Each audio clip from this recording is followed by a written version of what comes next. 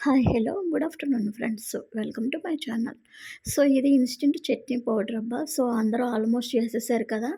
ఇంకా అందుకని నేను ఎలాగ చేసాను ఏంటన్నది నేను షూట్ చేయలేదు. జస్ట్ పౌడర్ మాత్రమే చేసుకున్నాను. ఇది 1 మంత్ పైగా స్టోరేజ్ చేసుకుంటున్నాను నేను. నెక్స్ట్ వచ్చేసి ఇక్కడ నిమ్మకాయలు ఎలాగ స్టోర్ చేసుకోవాలన్నది నేను ఈ వీడియోలో మీకు షేర్ చేయాలనుకుంటున్నాను. సో ఇక్కడైతే నేను ఈ నిమ్మకాయ వచ్చేసి ఒక 10 డేస్ అవుతుంది. సో నేను యూజ్ చేయలేదు. అలాగే మంచు నూనె రాసి నేను వేశాను. ఇక్కడైతే నేను ముందుగా ఆయిల్ తీసుకొని మంచు నూనె తీసుకోవాలి. మంచు నూనె చేతులు ఉంచుకొని 1 బై 1 ఒకటి 1 బై 1 రాసుకొని ఇది చేసేలా వేసేసుకోవటమే.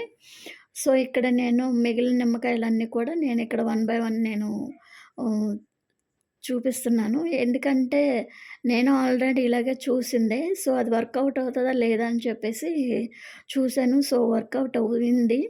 ఒక 20 డేస్ అయితే మంచిగా ఉంటున్నాయి. సో, మీరు కూడా డెఫినెట్‌గా ట్రై చేయండి.